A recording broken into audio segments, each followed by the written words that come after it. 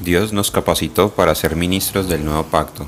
Bendiciones, mis hermanos, para leer con oración. El versículo de hoy será en 2 Corintios capítulo 4 versículo 1, donde nos dice: por lo cual, teniendo nosotros este ministerio según la misericordia que hemos recibido, no desmayamos. Oh Señor, gracias Señor, porque tú nos llamaste con misericordia, Señor. Tú nos llamaste, nos diste ese llamamiento a ese ministerio, el ministerio del Espíritu, el ministerio de la vida, que eres tú mismo dentro de nosotros, Señor.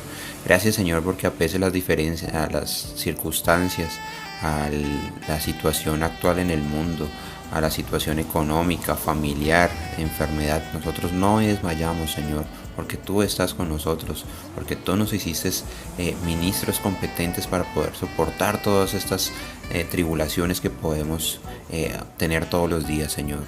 Gracias, Señor Jesús, porque tú nos llamaste a ser insertados contigo, Señor. Esa fue tu misericordia, Señor, que nos mantuviste, Señor, con vida, Señor, pese a nuestro pecado, Señor, hasta el día de nuestro llamamiento. Oh Señor Jesús, por eso tenemos este ministerio, el ministerio del Espíritu y la vida. Gracias Señor Jesús, porque con Él no desmayaremos. Gracias Señor Jesús. Dios nos capacitó para ser ministros del nuevo pacto. Dios nos escogió, mis hermanos, y Él está contando con nosotros. O sea, cuando nosotros permitimos trabajar, que Él trabaje en nosotros, nosotros vamos a ser perfeccionados, ¿sí? Cumpliremos con nuestro ministerio, ¿sí? Así como lo hizo el Señor Jesús, así como lo hizo Moisés.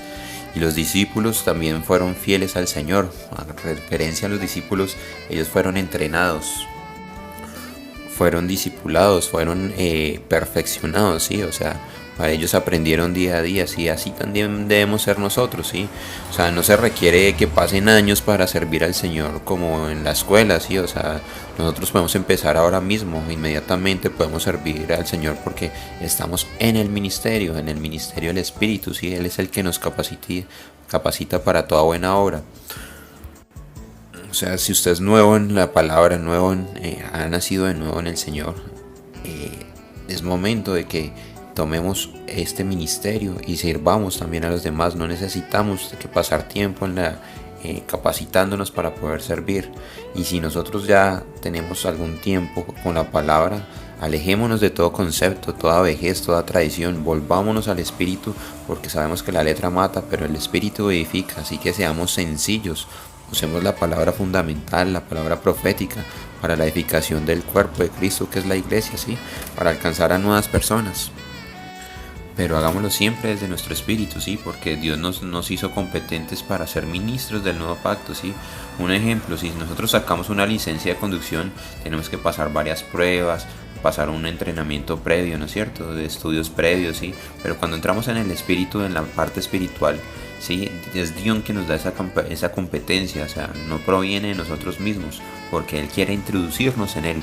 O sea, digámosle al Señor con una mente renovada para entender los conceptos y el plan de Dios. La meta del Señor siempre será el ministerio y los ministros del nuevo pacto, ¿sí? O sea, no nos quedemos en la superficialidad, como buscando prosperidad o las cosas materiales, como algunos movimientos cristianos inclusive, pero nosotros debemos buscar ese ministerio, ser ministros competentes del nuevo pacto, ¿sí? Por eso el llamamiento es divino, pues así Dios nos dará un ministerio y nosotros lo vamos a recibir con una buena voluntad. ¿Para qué? Para desempeñar ese ministerio, ¿sí? La voluntad de Dios es hacer que nosotros como ministros así que necesitamos es orar en todo momento para poder cumplir la voluntad de Dios.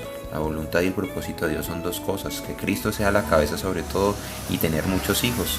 Por eso hoy debemos orar. Oremos, Señor, digámosle: Señor Jesús, llénanos de ti. Acá estoy, Señor, úsanos, Señor. Queremos recibir este ministerio, participar juntamente contigo. Haz que nuestro corazón arda cada día, Señor, con pasión para servirte, Señor.